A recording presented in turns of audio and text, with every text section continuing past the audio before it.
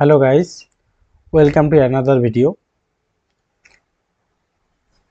তো যারা আমার এই চ্যানেলে নতুন তারা অবশ্যই চ্যানেলটিকে সাবস্ক্রাইব করে দাও এবং যদি ভিডিওগুলো ভালো লাগে শেয়ার করো, লাইক করো, কমেন্ট করো। আজকে আমরা তোমাদের সামনে নিয়ে আসছি রিজনিংয়ের প্র্যাকটিস সেট নাম্বার 5। তোমাদের আপকামিং যে কোনো ডব্লিউপি বলো, কেপি বলো, এসএসসি জিডি বলো, সিএইচএসএল বলো, এমটিএস সিজিএল এবং আরও বিভিন্ন যে পরীক্ষাগুলো আছে সেই পরীক্ষাগুলোর জন্য খুবই গুরুত্বপূর্ণ এই রিজনিংয়ের প্র্যাকটিস সেটগুলো।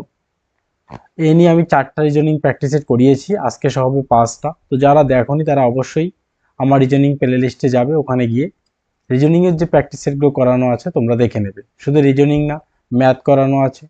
এবার যদি কারো কেউ নিউ হও, নতুন একদম, যে কম্পিটিটিভ এক্সামের জন্য প্রস্তুতি শুরু করবে, তাহলে ম্যাথের যে গোড়া থেকে ভিডিওগুলো এবং রিজনিংয়ের চ্যাপ্টার ওয়াইজ যে ভিডিওগুলো আছে সেগুলো তোমরা দেখে নেবে।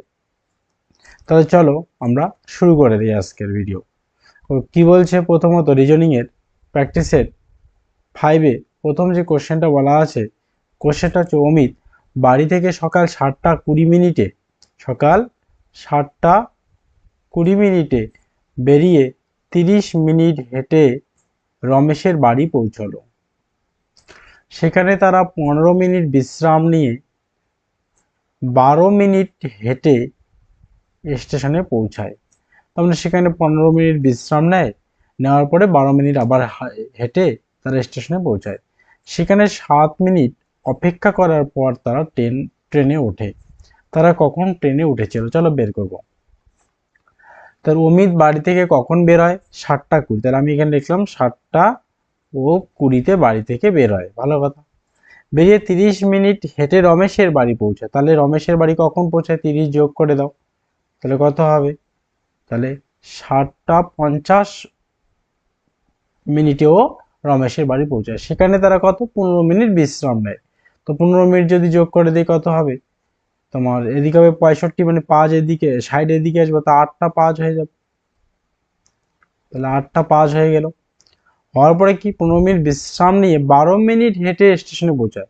তাহলে 15 মিনিট বিশ্রাম নিয়ে 8টা 5 ওখান থেকে আবার স্টার্ট করলো, 12 মিনিট হাঁটলো, হাঁটার পরে গেল স্টেশনে। তাহলে 8টা 17-এ সে স্টেশনে পৌঁছলো। সেখানে 7 মিনিট অপেক্ষা করার পর তারা ট্রেনে উঠলো। 7 মিনিট অপেক্ষা করলো মানে এখানে আরো 7 যোগ করে দাও, তাহলে কত হবে? এদিকে 8টা 7 7 14 আর এদিকে 1 2, তার মানে 8টা 24-এ তারা ট্রেনে উঠলো। বোঝা গেল? ক্লিয়ার? এটা হচ্ছে রিজনিং। রেলের ক্ষেত্রে খুবই গুরুত্বপূর্ণ এবং আপকামিং ডব্লিউবিতেও এই কোশ্চেনগুলো এখন আসবে, খুবই গুরুত্বপূর্ণ। চলো 2 নাম্বার। এবার কি বলছে? 75 জনের একটি সারিতে বালকের সংখ্যা বালিকার সংখ্যার দ্বিগুণ। সারিতে কতজন মোট? 75 জন। ক্লিয়ার? তো 75 জনের যে সারিটা, সেখানে যে বালকের সংখ্যা বালিকার দ্বিগুণ বলছে। চলো আমরা তাহলে বয়েজ ইস টু গার্লস লিখবো, ঠিক আছে? Boys is to girls. কি বলছে? বলছে বালকের সংখ্যা, দেখো লক্ষ্য করে বলছে বালকের সংখ্যা বালিকার সংখ্যার দ্বিগুণ। তো বালিকা যদি 1 হয় তাহলে বালক হবে 2, কারণ বালিকার দ্বিগুণ। মোট কত হলো? 3। আর 3 মানে মোট কতজন? 75 জন। তাহলে 1 মানে 25 জন হবে। তাহলে 1 মানে যদি 25 জন হবে, 2 মানে কত হয়? 50 জন। তাহলে বালক 50 জন আর বালিকা হচ্ছে 25 জন। ক্লিয়ার এতটুকু? এবার বলছে যদি সুমনের স্থান, দেখো সুমনের স্থান কি বলছে? বাম দিক থেকে 24। তো একটা রো এর মধ্যে বাঁ দিক কোনটা? এটা হচ্ছে লেফট, বাঁ দিক, আর এটা হচ্ছে রাইট, ডান দিক। তো বাঁ দিক থেকে কত বলছে? 24। তাহলে প্রথম থেকে ওর স্থান 24। তাহলে এখানে আমি সুমনকে বসিয়ে দিলাম, এস ফর সুমন। তাহলে এখানে হচ্ছে স্থান 24তম। যদি সুমনের আগে 8 জন বালিকা, তাহলে সুমনের আগে কতজন বালিকা গার্লস? 8 জন বালিকা থাকে। তবে সুমনের ডান দিকে কতজন বালক? সুমনের ডান দিক মানে এইটা, এইখানে বালক কতগুলো? আচ্ছা, এই যে সুমন পর্যন্ত, মানে এই যে এখান থেকে স্টার্ট, এই জায়গা থেকে এই জায়গা পর্যন্ত কতজন আছে? টোটাল সুমন পর্যন্ত 24 জন। তো 24 জনের মধ্যে 8 জন যদি বালিকা হয়, এটা 8কে বিয়োগ করলে হবে 16 জন। তাহলে 24-এর থেকে যদি আমি 8কে বিয়োগ করি তাহলে আমার মান হচ্ছে 16 জন। তার মানে সুমনের, লক্ষ্য করো, এই যে 24 জনের মধ্যে বালক কতজন? 16 জন। 16 জন বালক। তাহলে বাকি বালকগুলো কোন দিকে? এইদিকে রয়েছে। বাকি বালক যদি ওইদিকে থাকে, মোট বালক কত? 50 জন। এই যে 50 জন। তো 50-এর থেকে তুমি 16 বিয়োগ করে দাও, তাহলে হবে 34 জন। তার মানে সুমনের ডান দিকে কতজন বালক আছে? 34 জন বালক আছে। ক্লিয়ার, বোঝা গেল? Option A is the correct answer. চলো নেক্সট 3 নম্বর। 3 নম্বর বলছে বি কমা আর কমা জি কমা এ কমা এম এর বেতন তুলনা করলে দেখা যায় এ ও জি এর থেকে এম এর বেতন বেশি, এম বেশি বেতন পায়। কার থেকে? এ ও জি। চলো, তার মানে এই যে এ ব্যক্তি আর জি ব্যক্তি, তার থেকে কে বেতন বেশি পায়, সরি এটা এখানে হবে, তার থেকে বেতন বেশি পায় এম। যে বেশি পাবে তার দিকে আমরা এই গ্রেটার দ্যান চিহ্নটা দিয়ে দেব। আর এর বেতন 3 জনের থেকে কম, তার মানে টোটাল কতজন? দেখো 5 জন, 5 জনের মধ্যে আর এর বেতন 3 জনের থেকে কম। তো আর এর বেতন যদি 3 জনের থেকে কম হয় তাহলে আর কোথায় দাঁড়াবে বলো? তাহলে সেকেন্ড স্থানে, দ্বিতীয় স্থানে আর হবে। তাহলে আর এখানে দিলাম, আর এর পজিশন হবে সেকেন্ড, 3 জনের থেকে কম বলছে, তাহলে সেকেন্ড পজিশনে আর হবে, ভালো কথা। বি এর বেতন সর্বনিম্ন, তাহলে বি এর বেতন সবার থেকে কম, তাহলে বি লাস্টে দেবো, আমি এখানে বি দিলাম, তাহলে বি এর বেতন সবার থেকে কম। এবার দেখো লক্ষ্য, কার বেতন দ্বিতীয় সর্বনিম্ন, চলো সর্বনিম্ন বেতন বের করতে বলছে আমার, কার দ্বিতীয় সর্বনিম্ন। আর যদি সেকেন্ড পজিশন হয় আর বি যদি লাস্ট হয়, লক্ষ্য করো এম হবে প্রথম, এম এর, কারণ আর এর বেতন 3 জনের থেকে কম, তাহলে আর এর বেতন যদি 3 জনের থেকে কম হয়, আর এর পরে আমি এ কে কিংবা জি, এ জি বসবে, আর তারপরে তোমার বি, মানে তারপরে বি, বি তো সবার থেকে কম বেতন, এরকম হবে। তাহলে সবার আগে কে? এম বসবে, তাহলে এম এর বেতন সবার থেকে বেশি। কোশ্চেন, কার বেতন দ্বিতীয় সর্বনিম্ন, সর্বনিম্ন দ্বিতীয় কার বেতন বের করতে বলছে। তো দেখো এখানে সর্বনিম্ন দ্বিতীয় দুজনেরই বেতন আমরা কেউ, মানে এখানে ক্লিয়ারলি বলা যাবে না যে এ বা জি, কারণ এরও কম হতে পারে, জিরো কম হতে পারে, কারণ এ বা জি এর মধ্যে কার বেশি কার কম এখানে কিন্তু দেওয়া নেই। বোঝা গেল? ক্লিয়ার? শুধু বলা আছে দেখা যায় এ ও জি এর থেকে এম বেশি বেতন পায়। তাহলে আমরা এখানে বলতেই পারি দ্বিতীয় সর্বনিম্ন বলতে এ আর জি দুটোই কিন্তু অপশনের মধ্যে হবে। ক্লিয়ার? যদি শুধু এ থাকতো সেক্ষেত্রে আমরা এ দিতে পারতাম, যদি জি থাকতো জি, বা এ অথবা জি। চলো নেক্সট 4 নম্বর কি বলছে, যদি এটাকে বলা হয় কি ম্যাথামেটিক্যাল অপারেশন। 4 কি বলছে তাহলে? 4 যদি মাইনাস মানে প্লাস হয়, ভাগ মানে গুণন হয়, যোগ মানে বিয়োগ হয় এবং গুণন মানে ভাগ হয়, তবে এখানে একটা ওরা সরল দিয়েছে, সে মান বের করতে বলছে রাশিটা। তো চলো চিহ্নগুলোকে চেঞ্জ করবো। তো 2 ভাগ মানে কি বলছে? ভাগ মানে গুণন দিলাম 20, গুণন মানে কি বলছে? গুণন মানে হচ্ছে ভাগ দিলাম, ভাগ বলছে 4, যোগ মাইনাস মানে কি বলছে? তাহলে মাইনাস মানে প্লাস বলছে +5, আর যোগ মানে কি বলছে? বিয়োগ বলছে -2। তো প্রথমে সরলে কার কাজ? ভাগের কাজ করতে হয়। তো 4 দিয়ে যদি 20 কে ভাগ করো 5 হবে। তো 2 × 5 +5 মাইনাস, তাহলে কত হবে এবার? তাহলে 5 আর 2 গুণন করলে 10 হবে, যোগ 5 - 2, তো 10 5 15 থেকে 2 বাদে 13, তাহলে B is the correct answer. বোঝা গেল? 13 হচ্ছে আমাদের অ্যান্সার, বি। চলো নেক্সট 5 নাম্বার।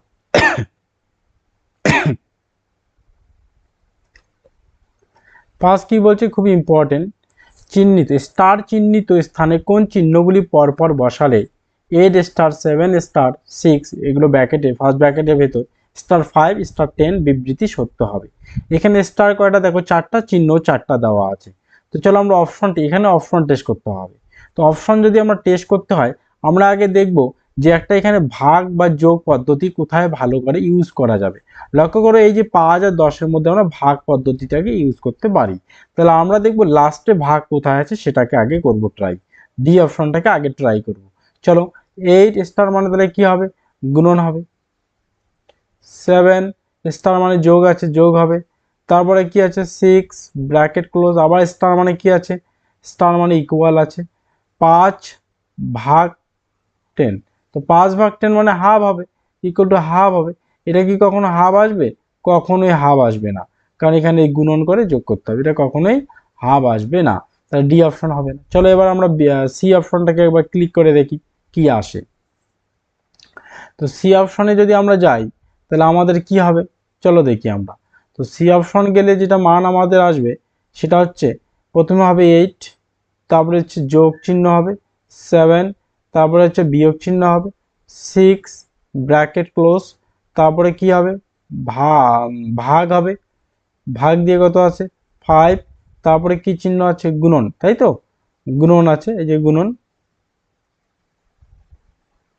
গুণন আছে, তো গুণন হচ্ছে 10। তো এখানে কি আসে দেখা যাক। তো 8 এর থেকে 4 7 15, 15 থেকে 6 বাদ দিলে হচ্ছে 9। তো এখানে তো কোনো মান হবে না, ইকুয়াল দিয়ে মান আসতে হবে, তাহলে এটা আমাদের তো হবেই না। ক্লিয়ার?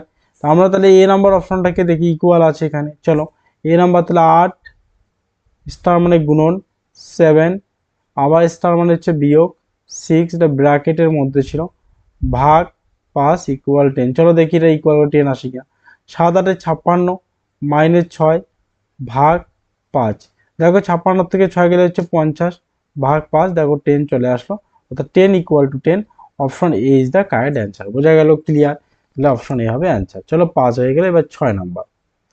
6 কি, নিচের প্রতিটি বিবৃতির সাথে 3টি সিদ্ধান্ত 1 2 এবং 3 দেওয়া আছে। দেখো সিদ্ধান্ত দেওয়া আছে 1 2 3 দেওয়া আছে, সেই ভিত্তিতে এ বি সি ডি এর মধ্যে কোনটি সঠিক নির্ণয় করে। যে option A B C D E কোনটি সত্য, মানে কোন অপশনটা সঠিক হবে সেটা নির্ণয় করতে বলছে। চলো দেখি কি সিদ্ধান্ত এবং কি বিবৃতি কি দেওয়া আছে দেখবো আগে। বিবৃতি থেকে যেহেতু সিদ্ধান্ত বলছে, তো আমরা আগে বিবৃতি দেওয়া আছে এখানে, আগে প্রথমত সিদ্ধান্ত 1 দেখি। সিদ্ধান্ত 1 বলছে A is greater than Y. চলো এখানে লিখছি আমি 1 নম্বর সিদ্ধান্ত, A is greater than Y. 2 number সিদ্ধান্ত কি বলছে, এস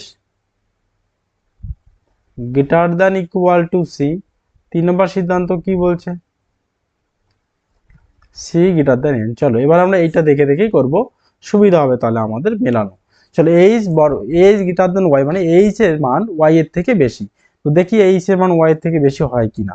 এখানে লক্ষ্য করো প্রথমত এস এর মান এইচ এর থেকে বড়। ক্লিয়ার? এইচ এর মান, সরি, এস এর মান এইচ এর থেকে বড়। হ্যাঁ ঠিক, এস এর মানটা এইচ এর থেকে বড়। দেখো এইচ আর টি এর মান বলছে, এইচ এর মান টি এর থেকে বড়, এই যে গ্রেটার দেন বড় হতে পারে বা ইকুয়াল হতে পারে। বুঝলাম?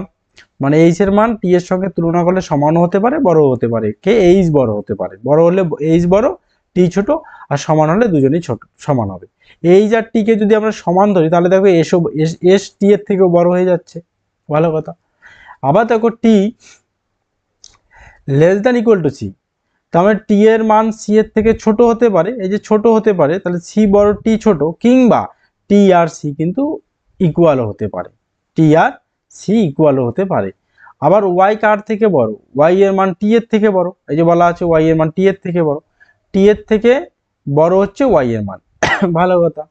তো আমার বলছে কি, প্রথমত এইচ এর মান ওয়াই এর থেকে বড়, তাহলে টি এর থেকে ওয়াই এর মান বড়, কিন্তু আমি এখানে এস এর থেকে কি এইচ ওয়াই এর থেকে বড়, সেটাকে আমরা পুরোপুরি মানে 1 নম্বর বলছে এইচ এর মান ওয়াই এর থেকে বড়, মানে এখানে কি 1 নম্বরে কি বলছে, এইচ এর মান ওয়াই এর থেকে বড়। তো তুমি কি এখানে বলতে পারবে যে এইচ এর মান ওয়াই এর থেকে বড়? এখানে তো বলাই নেই, এইচ আর ওয়াই এর তো কম্পেয়ারে নেই। হ্যাঁ আমরা এটা বলতে পারি এইচ এর মান টি এর থেকে বড়, আমরা বলতে পারি। আবার টি এর থেকে বলছে সি এর মান বড়, কিন্তু আমরা বলতে পারি না যে ওয়াই এর মান, ভালো করে বুঝবে, ওয়াই এর মান এইচ এর থেকে ছোট বলা যাবে না, কিংবা এইচ ওয়াই এর থেকে বড় বলা যাবে না, কারণ এখানে কম্পেয়ার করলে আসবে না। ক্লিয়ার? তাহলে 1 নম্বর আমরা করতে পারবো না, বোঝা গেল? এটা আমাদের হবে না। এবার চলো 2 নম্বর কি বলছি, S greater than equal to C, মানে এস এর মান হয় সি এর থেকে বড়, নাহলে এস এর মান সি এর সমান। তো দেখো এস আর সি চলো করি। আচ্ছা একটা জিনিস লক্ষ্য করো, এইচ টি আর হচ্ছে সি কিন্তু ইকুয়াল। যদি এইচ টি সি ইকুয়াল করো, তাহলে দেখো এস কিন্তু এদের সবার থেকে বড়, তাহলে অবশ্যই এস বড়, তাহলে এটা হচ্ছে সত্য। তাহলে 2 নম্বরটা সত্য বের হয়ে গেল। এবার দেখো 3 নম্বর কি, সি বড় এন ছোট। চলো দেখি সি বড় এন ছোট হয় কিনা। লক্ষ্য করো এইচ বড় তার কার থেকে, টি এর থেকে আবার সি বড়, তো সি বড় এন হচ্ছে ছোট, দেখি বের হয় কিনা। তো টি এর মান দেখো, এই যে টি, আবার দেখো এখানে লক্ষ্য, টি এর মান এন এর সমান, কিংবা টি এর মান এন এর সমান হতে পারে, কিংবা টি এর মান এন এর থেকে বড়। দেখো এন এর থেকে বড় টি, তাহলে দেখো আবার টি আবার কার ছোট, সি এর ছোট, তাহলে অবশ্যই আমরা বলতে পারি সি এর মান এন এর থেকে বড় হবে, এটাও সত্য হবে। তাহলে কোন দুটো সত্য পেলাম, 2 আর 3 কে আমি সত্য পেলাম। তাহলে অ্যান্সার হবে সিদ্ধান্ত 2 এবং 3 সত্য। কোথায় আছে কোন অপশন, দেখো অপশন নাম্বার বি, 2 এবং 3 সত্য। বোঝা গেল? ক্লিয়ার? চলো নেক্সট এবার আমরা যাব 7 নম্বর।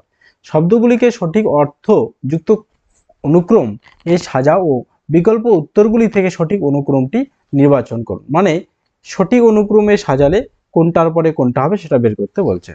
চলো আমরা সাজাই। তো দেখো, উচ্চ বিদ্যালয়, বিদ্যালয়, কিন্ডারগার্টেন, বিশ্ববিদ্যালয়, মহাবিদ্যালয়। তার মানে একজন স্টুডেন্ট প্রথম কোথায় যাবেন পড়াশোনা করতে? অবশ্যই কিন্ডারগার্টেনে যাবেন, এটা প্রথমে আসবে 3। তারপরে কিন্ডারগার্টেন যখন পড়া হয়ে যায় তখন কি আসবে? বিদ্যালয়ে আসবেন, তার মানে আসবে 2। বিদ্যালয়ে পড়া হয়ে গেলে উচ্চ বিদ্যালয়ে আসবেন 1। উচ্চ বিদ্যালয়ে পড়া হয়ে গেলে কি আসবেন? বিশ্ববিদ্যালয়ে আসবেন, তার মানে 4। তারপরে লাস্টের 5। তাহলে 3 2 1 4 5 দেবো কোন অপশন? 3 2 1 4 5। দেখো অপশন নাম্বার ডি, 3 2 1 4 5। বোঝা গেল? ক্লিয়ার। তারপরে চলো 8 ও 9 নাম্বার কোশ্চেন বলছে এ কমা রিলেশন এ কমা বি এর বোন সি কমা ডি এর ভাই। চলো এ কমা বি এর বোন আমরা রিলেশনটা তৈরি করি, এখানে নিচ্ছি এ কমা কার বোন? এ কমা বি এর বোন। চলো এই যে বি তার বোন, মাইনাস চিহ্ন দিলাম, মহিলা। সি, আচ্ছা এ বি এখানে তো আর নেই, সি কমা ডি এর ভাই, তাহলে সি আর ডি আলাদা, এখানে লিখে সি কমা ডি এর ভাই, প্লাস চিহ্ন দিলাম সি কে। এবার দেখবো আমরা এই যে এ বি কিংবা সি ডির সঙ্গে কোথাও কারো কোনো সম্পর্ক আছে কি নেই। তো এই লাইনটার মধ্যে নেই, তো এটা পরে করবো। দেখো এই লাইনের মধ্যে আমরা ডি পেলাম, তো চলো এফ কমা ডি এর বোন। এফ আবার কার বোন? ডি এর বোন। আচ্ছা এফ, চলো বোন মানে মাইনাস চিহ্ন। তারপরে দেখো সি কমা আবার সি কমা জি এর পুত্র। সি কার পুত্র? জি এর পুত্র, তাহলে এখানে জি হবে, তার পুত্র সি, তার মানে জি এর এরা সবাই কি সন্তান হবে। তাহলে এবার কি জি পেলাম, সি পেলাম, ডি পেলাম, এফ পেলাম। আবার এবার দেখো যে লাইনটি স্কিপ করছে ওখানে যাবো এফ আছে, ই কমা এফ এর বাবা। ই কার বাবা? এফ এর বাবা। এফ এর বাবা হচ্ছে ই, তাহলে এফ এর যদি বাবা ই হয় তো এফ এর সন্তানও এগুলো না, তো বাবা যদি ইনি হন তাহলে জি আর ই কি স্বামী স্ত্রী, তাহলে জি স্ত্রী। এই লাইনটা দেখো জি কমা এইচ এর মা। জি আবার কার মা? এইচ এর মা, তাহলে জি এইচ এর যদি মা হয় তাহলে এখানে এইচ আসবে, আবার একটা এইচ আসবে, তাহলে এরা সবাই কি হবে? এরা এরা সন্তান হবে ওদের। তারপরে চলো এবার আমরা লাস্ট লাইনটা দেখবো, বি কমা সি এর কন্যা। বি আবার কার কন্যা? সি এর কন্যা। এই যে সি, তাহলে সি এর কন্যা যদি হয় বি, তাহলে বি এর আবার এও হয় বোন, তাহলে এ বি দুজনেই কন্যা হবে সি এর। সি কমা জে কে বিবাহ করেছে। সি কাকে বিবাহ করেছে? জে কে, তাহলে সি আর জে হচ্ছে হাজবেন্ড ওয়াইফ, তার মানে যে ওয়াইফ হবে, তাই না? কোশ্চেন নাম্বার 1 কি? ডি কমা বি এর কি হয়? চলো ডি কমা বি এর কি? এই যে ডি, দেখো আমরা উত্তর দেবো ওখানে। আচ্ছা চলো আমরা এবার উত্তর দেবো। দেখো কি বলছে কোশ্চেন নাম্বার 8, ডি কমা বি এর কে হন? তাহলে বি এর কে হন? ডি। অবশ্যই বি এর বাবার বাবার ভাই, না হলে বোন হন। ক্লিয়ার? তো চলো দেখি আমরা কি আছে।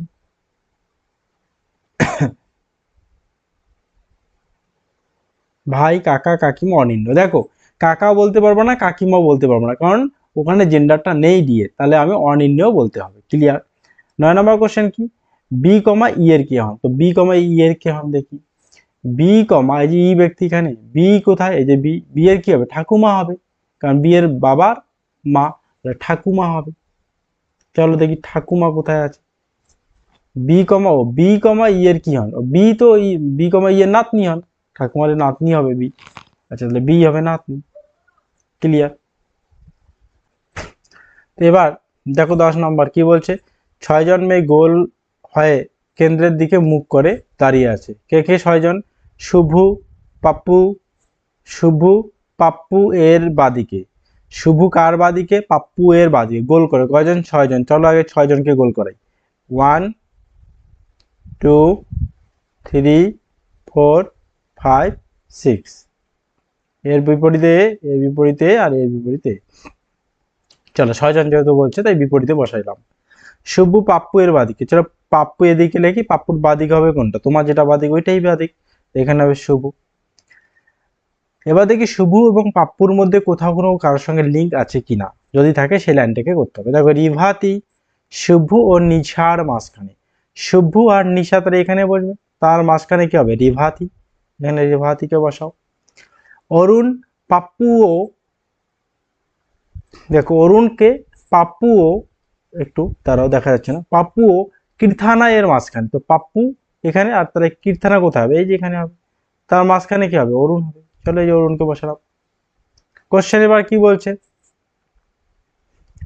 কোশ্চেন বলছে কে পাপ্পু এর ডান দিকে আছে, পাপ্পু এই যে এটা ডান দিক মানে কোনটা, ডান দিক মানে এইটা হবে, তাহলে এ হবে, মানে এ মানে অরুণ হবে অ্যান্সার, বোঝা গেল ক্লিয়ার, তাহলে অরুণ হচ্ছে অ্যান্সার, মানে অরুণ আর কি, ডি অরুণ হচ্ছে অ্যান্সার। চলো এবার 10 থেকে 13 মানে 3টা কোশ্চেন পাবো একটা নির্দেশ দিয়ে, কি এটা পাজল টেস্ট দিয়েছে। চলো একটি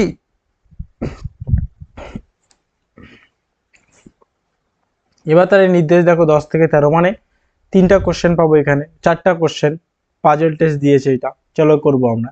একটি বিদ্যালয়ে সোমবার থেকে শনিবার পর্যন্ত 6 দিন ABCDEF এই 6টি খেলার প্রতিযোগিতা অনুষ্ঠিত হবে। কয়টা? 6টা খেলা, ABCDEF এই 6টা খেলার প্রতিযোগিতা অনুষ্ঠিত হবে। ভালো কথা, 6 দিন হবে, কিবার পর্যন্ত? সোমবার থেকে শনিবার, রোববার মানে তার মানে রোববার কোনো খেলা হবে না, 6 দিনে 6টা খেলা হবে। ভালো কথা, ঠিক আছে। এবার আমরা একটু এখানে সাজাবো, সোমবার থেকে যেহেতু কি বার বলছে শনিবার, তাহলে সোমবার থেকে শনিবার লিখবো, হ্যাঁ। Monday, Tuesday, Wednesday, Thursday, Friday, Saturday. C খেলাটি মঙ্গলবার অনুষ্ঠিত হবে, তাহলে এই যে টুয়েসডে কি হবে? সি খেলা হবে, তাই সি খেলা। একটু কালিটা চেঞ্জ করে নিচ্ছি, দাঁড়াও।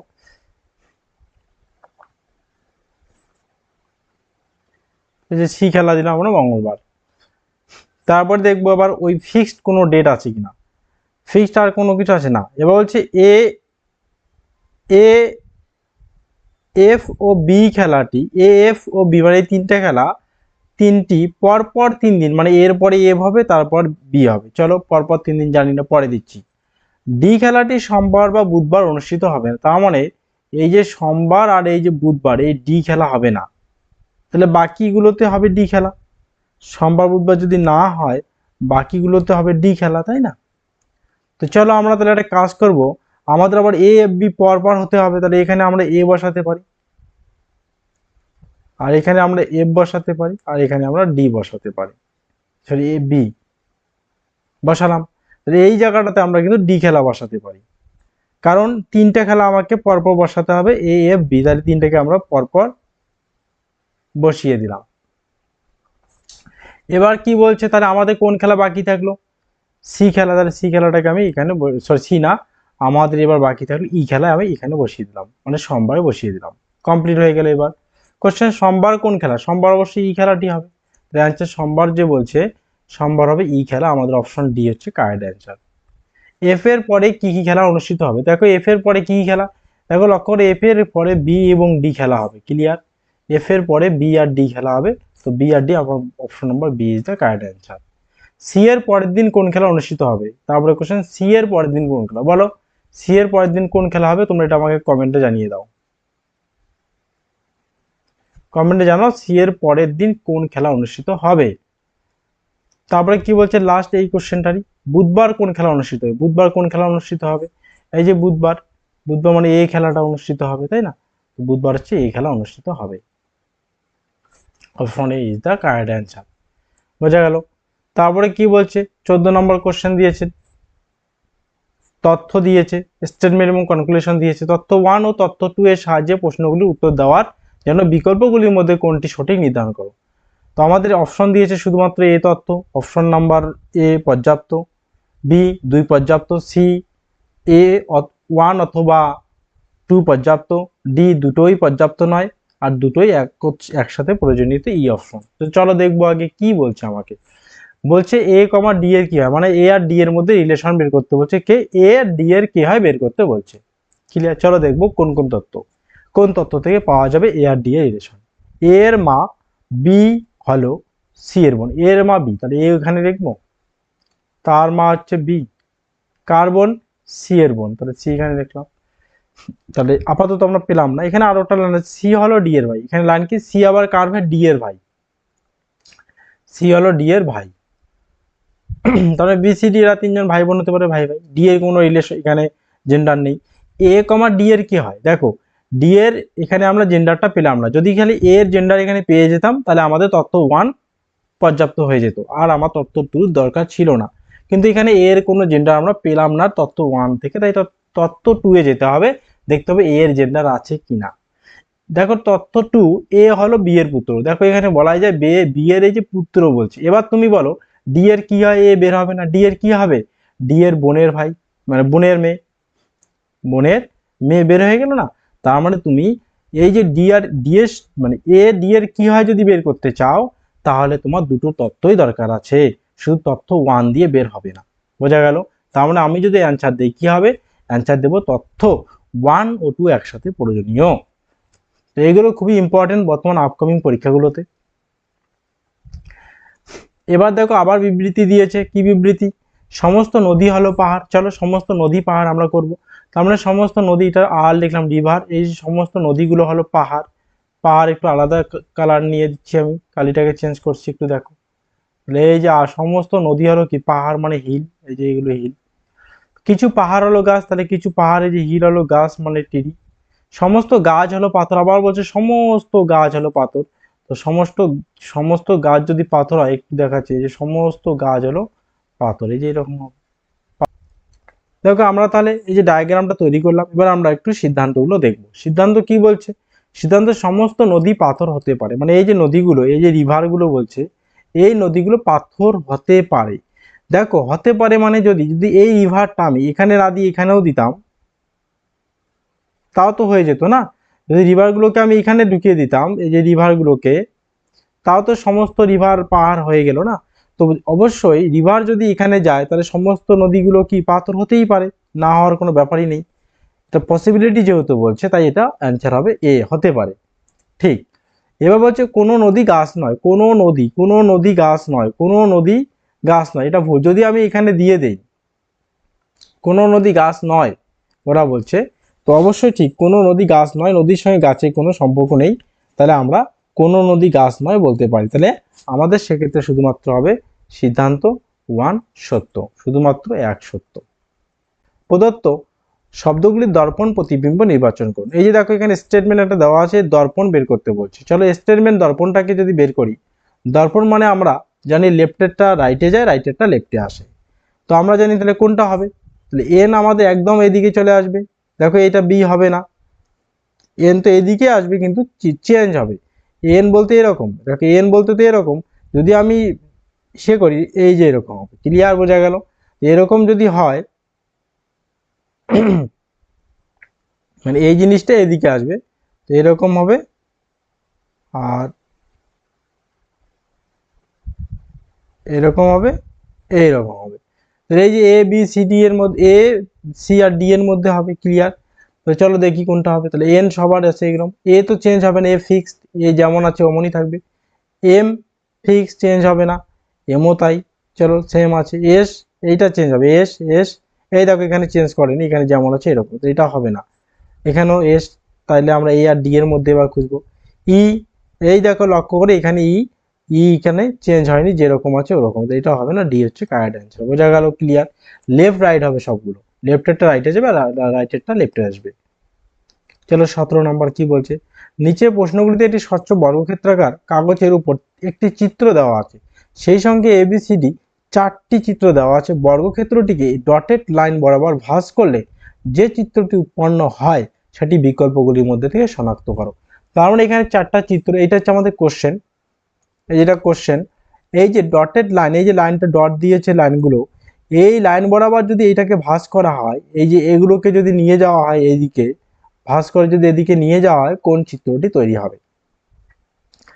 লক্ষ্য করো যদি আমরা এটাকে ভাঁজ করে নিয়ে যাই এই জিনিসটাকে, তাহলে দেখো এই জিনিসটা ভাঁজ করে ডালে এইদিকে যাবে, এরকম হবে। আর এটাকেও যদি ভাঁজ করে নিই এরকম হবে। এবার দেখবো কোনটা এরকম আছে, লক্ষ্য করো বি অপশনটা।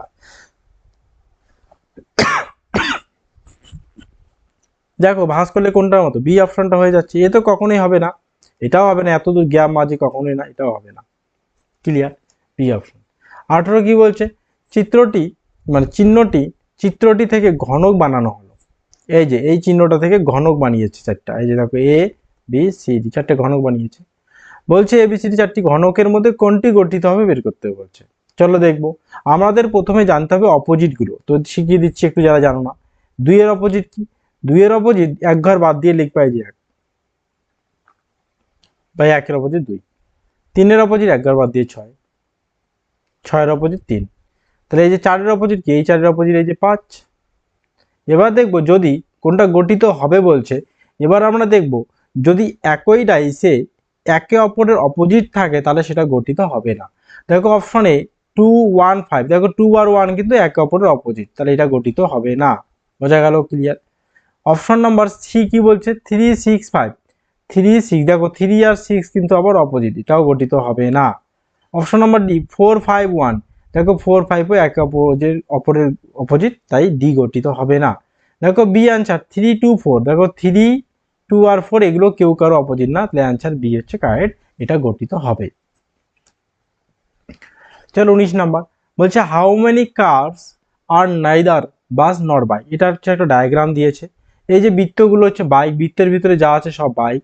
এই যে আয়তক্ষেত্রের ভিতরে যা আছে সেগুলো কার, এই ত্রিভুজের ভিতরে যা আছে সেগুলো হচ্ছে বাস। এবার বলছে হাউ মেনি কার, কতগুলো কার আর neither bus not bike, neither bus not bike, মানে এখানে কতগুলো কার আছে যেগুলো বাইক কিংবা বাসের মধ্যে পড়ে না। তো চলো এই যে দেখো 14টা কার, এই 14টা কারের মধ্যে বাইকও আসে না, বাস আসে না। কিন্তু এই যে 12টাও তাই, বাইক আসবে না এখানে, বাসও আসবে না। তাহলে 14টা আর 12টা কয়টা হয়ে গেল? 14 যোগ 12 হচ্ছে 26টা, মোট 26টা আছে যেগুলো তোমার কার, কিন্তু এগুলো বাইকও না বাসও না।